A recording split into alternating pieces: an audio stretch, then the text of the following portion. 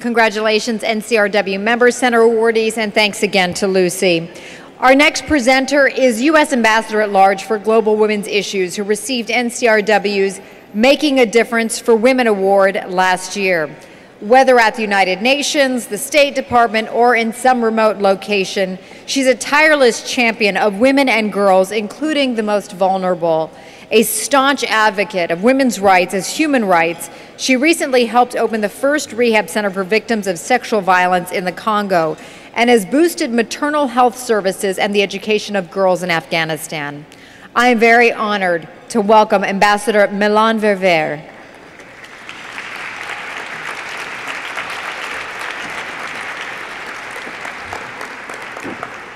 Good evening. It is such a great personal pleasure to be here again and to have the special task of helping to recognize an exceptional world leader and a dedicated public servant. A few months ago, the UN Secretary General Ban Ki-moon named Michelle Bachelet to a new post, UN Under-Secretary General for Women's Empowerment and Gender Equality.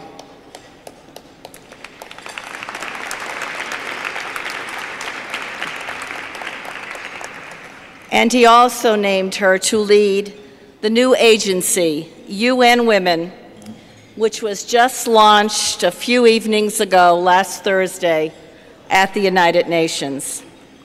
Never before have the women and girls around the world had such a powerful voice at the United Nations.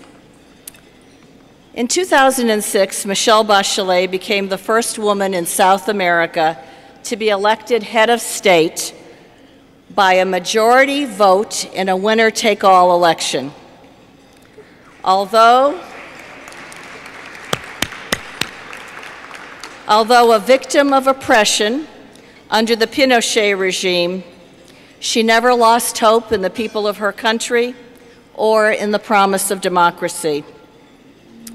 As a victim of hatred, she dedicated her life to reversing it.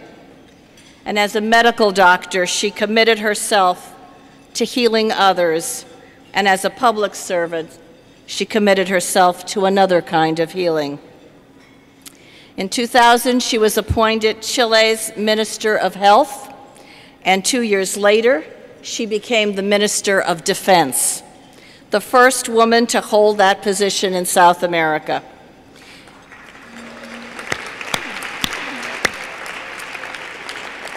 She proved herself extremely capable in two very diverse and important portfolios. Her election as president represented a turning point. A bridge builder across her society, she garnered the support of women and men who felt her commitment to ordinary people. Women in Chile and around the world saw in her achievement a victory for women everywhere. And on her inauguration day, as they had at rallies throughout her campaign, thousands and thousands of women gathered in front of Chile's presidential palace, as well as all over the country, wearing sashes resembling the presidential sash, because with Michelle Bachelet, they felt they all had a stake in government. And one of her first acts as president was to swear in a cabinet with an equal number of men and women.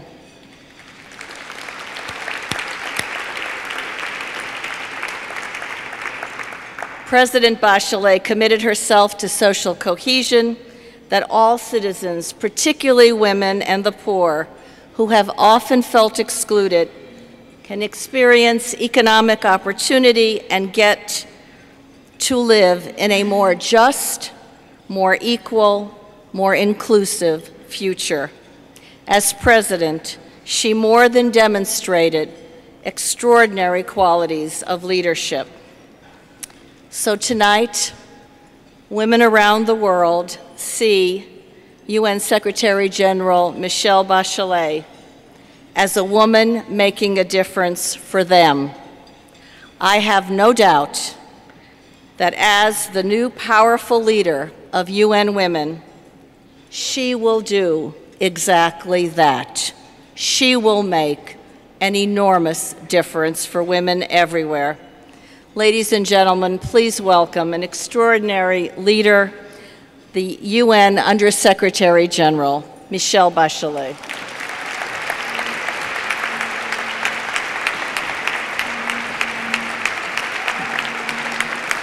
Thank you, Melan, for those so generous and, well, warm words. I just have to say that I was not the first female Minister of Defense of South America. I was the first female Defense Minister of the Americas. Because still, in Canada, US, and Mexico, there hasn't been a Minister of Defense female. But thank you. I want to thank the National Council because of this tremendous honor and privilege to be here with so marvelous people, seeing how so many are doing so important things for equality. And that, for me, is what I would say is in my DNA.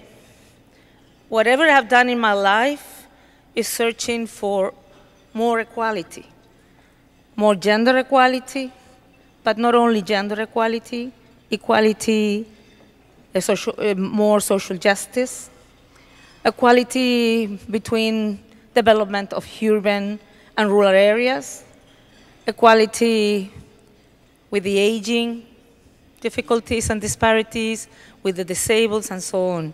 So for me, it is really a privilege to be here tonight with all of you who are so committed to equality.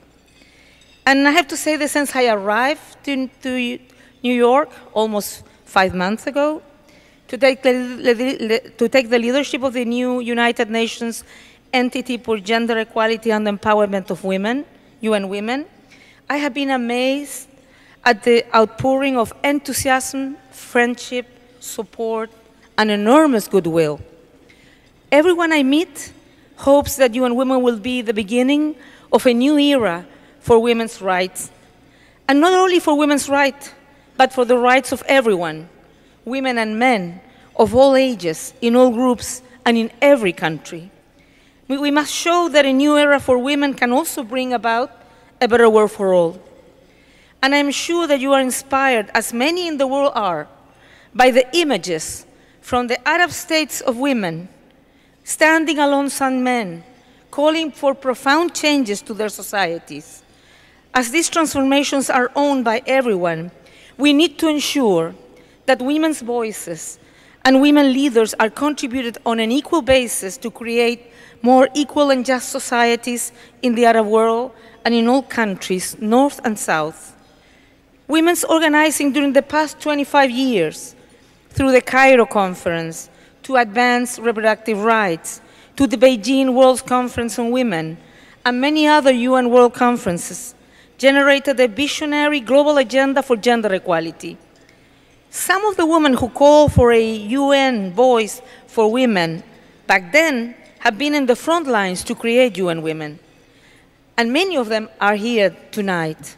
So I'm so grateful to all of you and to everyone here for your dedication and commitment. And I am determined that UN Women will be the organization you hope it can be. I also want to say that this is not going to be easy. I know exactly the difficulties, the challenges, the huge expectations. But I also know that we can only succeed if we can pull in the vision, ideas, talents, and hard works of allies and potential allies in foundations, academia, in women's rights and social justice networks, the media, and the corporate world. Our aim is not to take on everything that affects women's life, but partner with those already doing good work so that progress is faster and the impact is much broader. On the basis of what we have heard as priorities from initial consultations among women's groups, We will bring greater voice and energy to our shared efforts to expand women's political leadership and their participation in national development planning, to ensure women's full participation at all peace agreement tables and post-conflict planning processes, to end violence against women and girls, and of course, one that is so dear to my heart, to empower women economically. The violation or neglect of women's rights in all of these areas is directly connected to the underused social and economic potential of fully half the population. And to tap this potential, we must open up spaces for women to take political leadership, free women from the fear of gender-based violence, and champion their recognition as economic actors and policymakers. And we need to do it with a lot of information, and we need to do it with a lot of evidence, and we need to look at those data, at those information, at that truth, thinking on decision makers, how they think, what do they care about. And that's the job we're going to do with all of you. And this simply makes sense. Evidence shows that when women have access to good education, good jobs, land, or other assets, national growth and vitality are enhanced. And we see lower maternal mortality, improved child nutrition, greater food security, and less risk of HIV and AIDS. Evidence also shows that where women take on leadership on a larger scale, change is more likely. There is an old saying, I think it was a French one who did this saying, and it's when one woman entered politics, she changes. But when many women enter politics, politics change. And that's the kind of change that UN Women hopes to support. And my own experience has taught me that there is no limit to what women can do. From those who support their families in the hardest circumstances, or to those who become ministers of health, foreign affairs, defense, or head of states or head of governments. So women's strength, women's industry, women's wisdom are humankind's greatest untapped resource.